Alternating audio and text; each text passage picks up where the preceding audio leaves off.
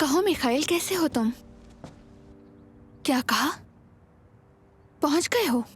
मैं नीचे आती हूँ।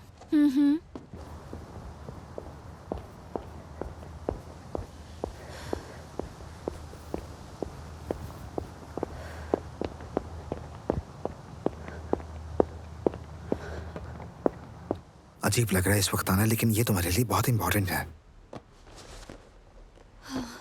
क्या हुआ? ये देखो, डीएनए की रिपोर्ट आ गई है। अब हमें मुकम्मल यकीन है कि वो बच्ची तुम्हारी ही बेटी है। बहुत मुबारक हो तुम्हें।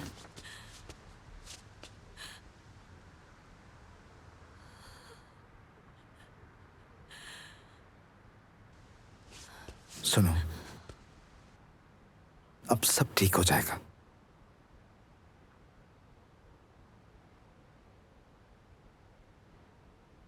कल मैं रीटा से बात करूंगी और हम यहाँ से चले जाएंगे। मेरे पास करीब ही यहाँ एक घर है जो मेरी माँ की तरफ से विरासत में मिला था। तुम और तुम्हारी बेटी वहां कुछ दिन रह सकते हो। मुझे जरा भी शक नहीं कि बोरिस ने मार्क को कत्ल करने की कोशिश की थी, और मुझे पता है ये कैसे साबित करना है। मैं कल इस बात को जरूर छेड़ूंगी और सब कुछ रिकॉर्ड कर लूंगी। फिर ये अदालत में सबूत के तौर पर भी इस्तेमाल होगा। कसीने, बहुत खतरनाक है, बहुत बड़ा रिस्क है। क्या मार्क ने मेरे लिए रिस्क नहीं लिया था? मैं ये सब संभाल लूंगी। अच्छा ठीक है, मैं स्पेशल टीम के साथ करीब ही रहूंगा। बस बात शुरू करने से पहले मुझे कॉल करना और फोन स्पीकर पर रख देना। समझ गई ना तुम? मैं सब समझ गई। सब कुछ करूंगी। तुम मोहतात रहना।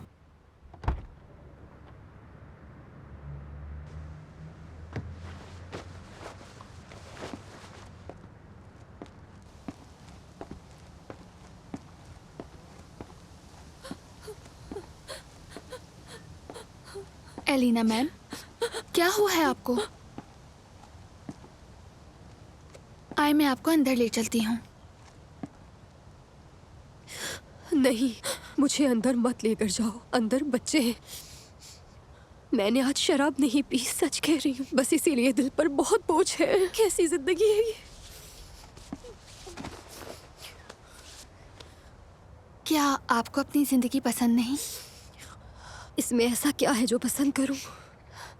पैसा, कपड़े या फिर महल जैसा घर? पैसा मेरा नहीं है और ये कपड़े पहनकर मैं जाऊं कहाँ? मेरा यहाँ कोई नहीं, मुझे कोई नहीं चाहता। लेकिन सर आपसे मोहब्बत करते हैं, आपकी फैमिली है। मोहब्बत तो उसे शादी से पहले थी। अभी तो उसने मुझे कैद कर दिया है।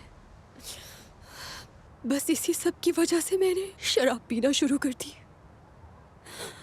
एक दिन वो मुझे तलाक दे देगा और मेरा बच्चा मुझसे छीन लेगा। उसने मुझे ये साफ कह दिया है। मैंने क्या नहीं किया उसके लिए। आप अपने बेटे को खोना तो नहीं चाहती ना? बिल्कुल नहीं।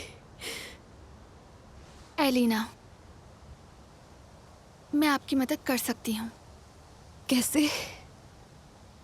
सबसे पहले आपको शराब छोड़नी होगी, और दूसरा, बोरिस को सब कुछ वैसे ही नजर आना चाहिए जैसा चल रहा है।